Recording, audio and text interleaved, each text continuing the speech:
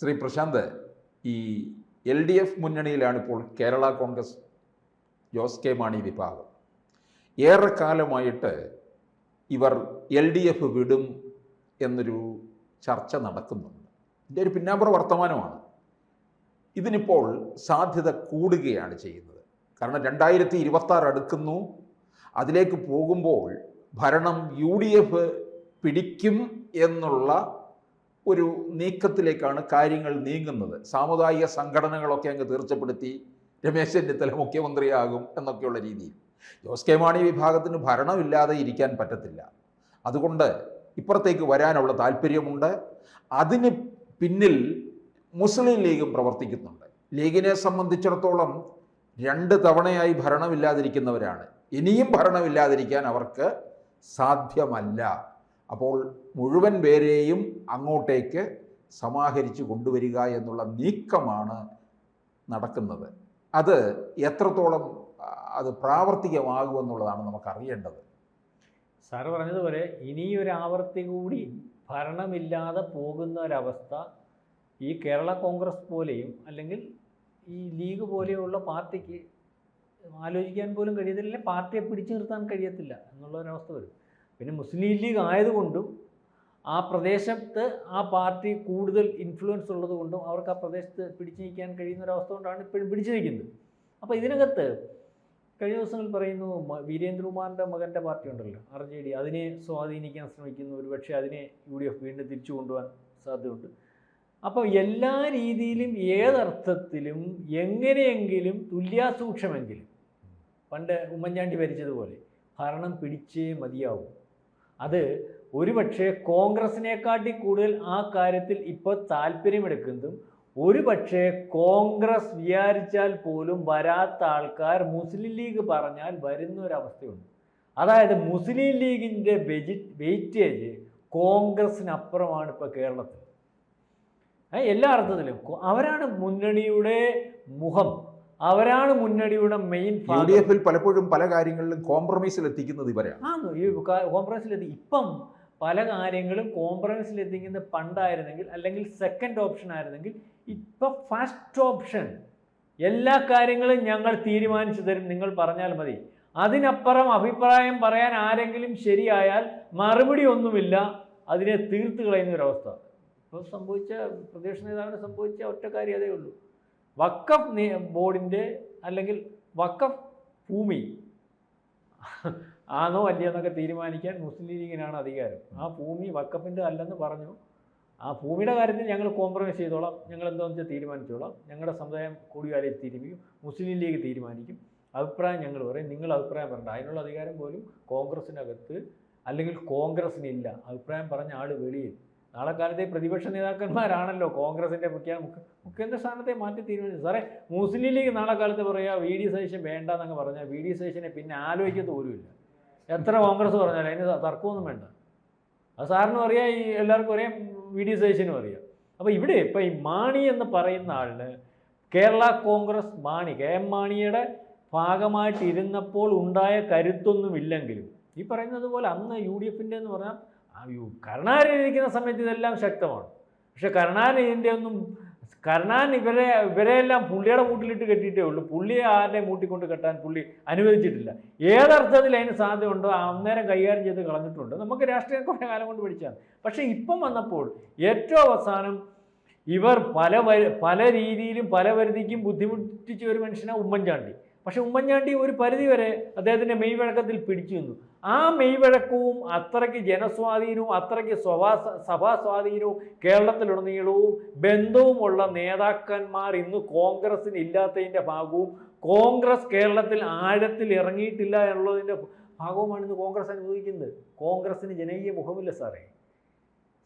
ഏത് VD സതീശനെ കൊണ്ടുവന്ന് കേരളത്തിലുടനീളം നിർത്തിയാലും ഒന്നും VD സതീശന് ഇപ്പോൾ കാറുണ്ട്, കുറേ പോലീസുണ്ട്, അത് പ്രതിപക്ഷ നേതാവായതുകൊണ്ട്. അല്ലാതെ എങ്ങും കൊണ്ടു നിർത്തിയാൽ എല്ലാവരും അങ്ങ് അംഗീകരിച്ചും ആൾ കൂടുന്ന പഴയ നമ്മുടെ ഉമ്മൻചാണ്ടിയുടെ കൂട്ടും കെ കരുണാകരൻ്റെ കൂട്ടും ഒക്കെയുള്ള നേതാവൊന്നും അല്ല.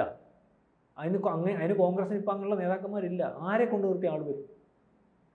മൈക്കും കൊണ്ട് ആൾ വരും. മുരളിയെ കൊണ്ട് നിർത്തിയ VD സതീശനെ കൊണ്ട് ജനം എത്ര വരും?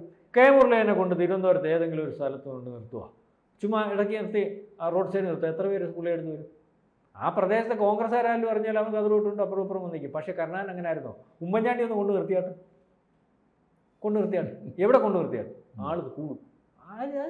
പാർട്ടിയാണ് BS-നെ കൊണ്ടു നിർത്തിയാട്ട് ജനസമുദ്രം വരത്തില്ലായിരുന്നു. ഞാനീ പറയുന്നത് അത്തരത്തിൽ ജനകീയ നേതാക്കന്മാരില്ല. അപ്പം ഞാനീ നമ്മൾ പറഞ്ഞൊന്ന് വിഷയത്തിൽ നിന്ന് പോയി. മാണിയുടെ കാര്യം പറഞ്ഞല്ലോ. മാണിയുടെ അത്രയും മാണി നിന്നപ്പോൾ ഉള്ള അത്രയും കാര്യത്തില്ല. മാണി ഈ പറഞ്ഞ പോലെ ജനകീയ നേതാവാണെന്ന് പറയാൻ വേണ്ടി ഞാൻ എന്താ. പക്ഷേ ഇപ്പോൾ മുസ്ലിം ലീഗ് നോക്കുന്നത് വേണ്ട, നോക്കാം. ഇപ്പം മുനമ്പം വിഷയം വന്നപ്പോൾ ഞങ്ങളുടെ ഭാഗം പറയുന്നെങ്കിലും അതിനകത്തുനിന്ന് ഞങ്ങൾ മാറ്റം വരുത്താൻ ഒക്കുന്നില്ലെങ്കിലും ഞങ്ങൾ പലവട്ടം ഇവിടുത്തെ സമുദായ നേതാക്കന്മാരെ കണ്ട് അതങ്ങനെ ഉണ്ടാവത്തില്ല, അവർക്ക് കുഴപ്പം വരത്തില്ല എന്ന് പറഞ്ഞ് എങ്ങനെയെങ്കിലും അധികാരത്തിൽ വരുത്തുന്നതിനും അവരെ താല്പര്യപ്പെടുത്തുന്നതിനും പണ്ട് രണ്ടുപേരുടെ ഒന്നിച്ചിരുന്ന് കാര്യങ്ങൾ ആലോചിച്ചെന്ന് ഓർമ്മപ്പെടുത്തി വീണ്ടും അതൊന്ന് ഊട്ടിയെടുപ്പിച്ച് UDF-നെ അധികാരത്തിൽ കൊണ്ടുവരുന്നതിന് വേണ്ടിയുള്ള ശ്രമമാണ്. UDF അധികാരത്തിൽ വരണമെങ്കിൽ പ്രധാനപ്പെട്ട വോട്ടിൻ്റെ ഭാഗമായിട്ടുള്ള മുസ്ലിം ലീഗും അല്ലെ മുസ്ലിം വോട്ടും ന്യൂനപക്ഷ വോട്ട് ക്രിസ്ത്യൻ വോട്ടും വരണം. ക്രിസ്ത്യൻ വോട്ട് മുനമ്പം വിഷയത്തിൽ ഏതർത്ഥത്തിൽ നിൽക്കുന്നോ എന്നറിയില്ലല്ലോ. ക്രിസ്ത്യൻ വോട്ട് ഈ അടുത്ത സമയത്ത് BJP ലോക്സഭയിൽ ഒരു സീറ്റ് പിടിച്ചപ്പോൾ അവിടുത്തെ വോട്ട് പരിശോധിക്കുമ്പോൾ ക്രിസ്ത്യാനി അങ്ങോട്ട് മാറി ചിന്തിച്ചല്ലോ. ക്രിസ്ത്യൻ മിഷണറിമാർ പലവട്ടം ഞങ്ങൾക്ക് BJP നിഷിദ്ധമല്ലെന്ന് പറയുന്ന ഒരവസ്ഥ വന്നല്ലോ. മുനമ്പം വിഷയത്തിൽ ഏറ്റവും കൂടുതൽ അഭിപ്രായം പറയുന്നതിനും അതിൻ്റെ കൂടെ നിൽക്കുന്നതിനും അത് ഞങ്ങൾ സാധിച്ചു തരാം, അതിന് നിയമം കൊണ്ടുവരാമെന്ന് പറയുന്നതും BJP ആണല്ലോ.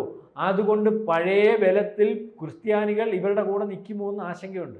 അതിന് ആ ആശങ്ക പരിഹരിക്കാൻ കഴിയുന്നതിന് വേണ്ടി ഉള്ള കേരള കോൺഗ്രസിനെയും അല്ലെങ്കിൽ ബാക്കിയുള്ള പാർട്ടികളെല്ലാം കൂടെ കൊണ്ടുവരുന്നതിന് വേണ്ടിയുള്ള ശ്രമമാണ് നടക്കുന്നത്.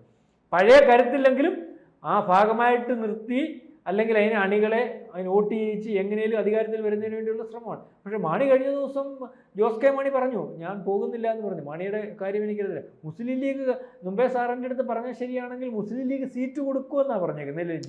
തിരുവമ്പാടി സീറ്റ് കൊടുക്കാൻ തയ്യാറാണ്. കാരണം പാലയൊന്നും ഇനിയിപ്പോൾ ജോസ് കെ മാണിക്ക് രക്ഷപ്പെടാൻ കഴിയുന്ന അതല്ല. പക്ഷേ അതിനോടൊപ്പം തന്നെ ഈ മുന്നണിക്കകത്ത് നിന്ന്, അതായത് ജോസ് കെ മാണി വിഭാഗത്തിലെ ചിലർ ഇങ്ങോട്ട് വരാൻ താല്പര്യപ്പെടുന്നില്ല എന്നും അറിയുന്നുണ്ട്. അതായത് റോഷി അഗസ്റ്റിൻ, അതുപോലെ ചീഫ് വിപ്പായിട്ട് നിൽക്കുന്ന ജയരാജ്, പ്രമോദ് നാരായണൻ റാന്നി MLA ആണ്, CPM-ന് ഉള്ള ഇടമാണ്. അപ്പോൾ ഇവർ വരാൻ വലിയ താല്പര്യം കാണിക്കുന്നില്ല എന്നുണ്ട്. അതുപോലെ സഭയുടെ ഒരു സമ്മർദ്ദം ഏറുന്നുണ്ടോ എന്ന് സംശയമുണ്ട് UDF-ന്റെ കൂടെ പോകുന്നതിന് വേണ്ടി. അത് എത്രത്തോളം ഉണ്ടെന്ന് എനിക്കറിയത്തില്ല. സഭയുടെ സമ്മർദ്ദം എത്രത്തോളം ഉണ്ടെന്ന് അറിയത്തില്ല.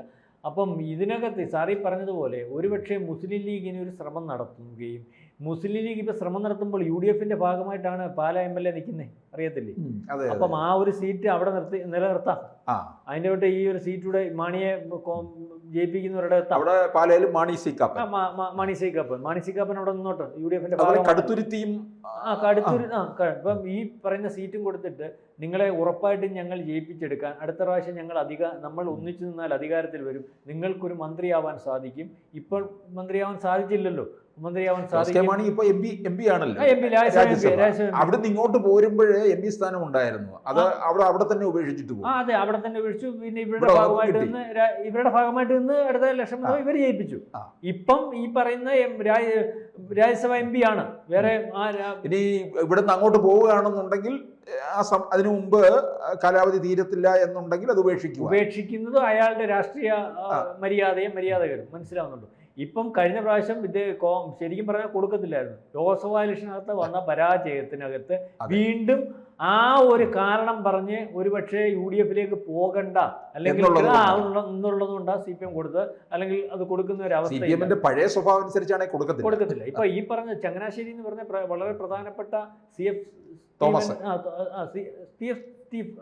തോമസ് പഴയ അദ്ദേഹത്തിന്റെ ചെയർമാനായിട്ടിരുന്നേ, മന്ത്രിയായിട്ടൊക്കെ ഇരുന്നത്, അദ്ദേഹത്തിന്റെ സീറ്റിൽ നിൽക്കുന്ന ആ സീറ്റ് ഈ പറയുന്ന ജോസഫിന്റെ കൂടെ പോകാൻ താല്പര്യപ്പെടുന്നു എന്നാണ് പറയുന്നത്. പല MLA-മാരും അതിന് താല്പര്യപ്പെടുന്നുണ്ട്. ഒരുപക്ഷെ ഒന്നിച്ചു കൊണ്ടുപോകുന്നതിന് വേണ്ടി ശ്രമിക്കും. ഇല്ലെങ്കിൽ ഈ UDF-നകത്തെ മുസ്ലിം ലീഗ് ഇടപെട്ട് ഇതിനകത്ത് നിൽക്കുന്ന MLA-മാരെ അടർത്തി എടുത്തുകൊണ്ട് പോകുന്നതിന് വേണ്ടിയൊക്കെയുള്ള ശ്രമം നടക്കുന്നു. പിന്നെ വേറെ കാര്യം, ജോസഫ് ഗ്രൂപ്പ് അവിടെ നിൽക്കുകയാണ്. ജോസഫ് ഗ്രൂപ്പിനകത്ത് ഈ പറയുന്ന അദ്ദേഹത്തിന് ആരോഗ്യ പ്രശ്നങ്ങളുണ്ട്, പ്രായം കണ്ടമാനമില്ല, മത്സരിക്കത്തില്ല. അപ്പൊ അതിനകത്തുനിന്നും ഈ ഒരു ആള് വന്ന് ഇതിനകത്തുനിന്ന് ആളിനെ അടർത്തി എടുത്തുകൊണ്ട് പോകുന്നതിനകത്ത് ഉള്ള ഒരു സാറേ അതിനകത്തൊരു വലിയ പൊളിറ്റിക്സ് ഉണ്ട്. നമ്മളത് അവസാനം അത് പറഞ്ഞു നിർത്താം.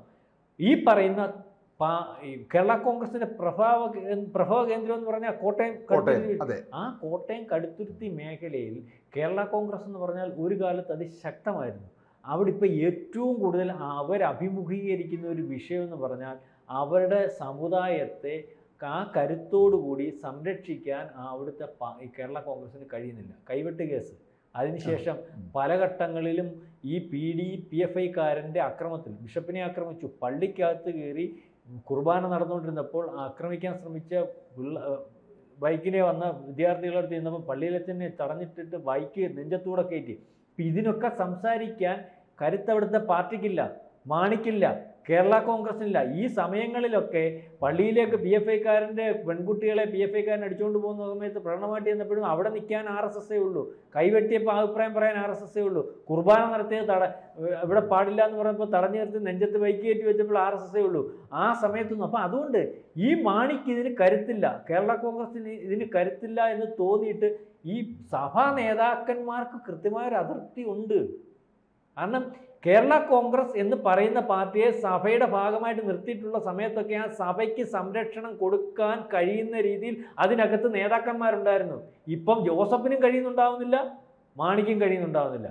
ഈ മുസ്ലിം ലീഗ് എന്ന് പറയുന്ന ഭാഗം എങ്ങനെ നിൽക്കും?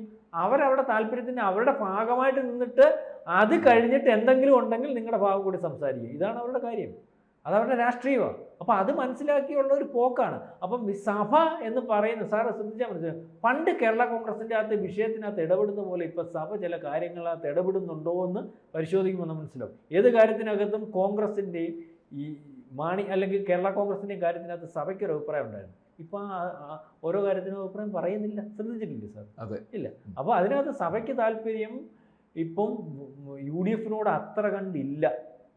അത് ഒരു പരിധി വരെ അധികാരം നാളെ കാലത്തെ തുടർച്ചയായിട്ട് വരാൻ സാധ്യതയുള്ളൂ. നാളെ കാലത്തെ വ്യക്തമായിട്ട് അധികാരത്തിൽ കേരളത്തിൽ വരുമെന്ന് ഉറപ്പില്ലാത്തതും രണ്ടാമത് വന്നാലും അത് ഞങ്ങളുടെ ഭാഗമായിട്ട് ഈ ഭരണം പോകത്തില്ല, അത് മുസ്ലിം ലീഗ് ഹൈജാക്ക് ചെയ്യുന്ന ഒരു ഭരണമാണെന്നുള്ളത് കൊണ്ട് ഏത് നിലപാടെടുക്കും എന്ന് പറയാൻ സാധിക്കത്തില്ല. മാത്രവുമല്ല പഴയ കരുത്ത് മാണിക്കില്ലതാണ്.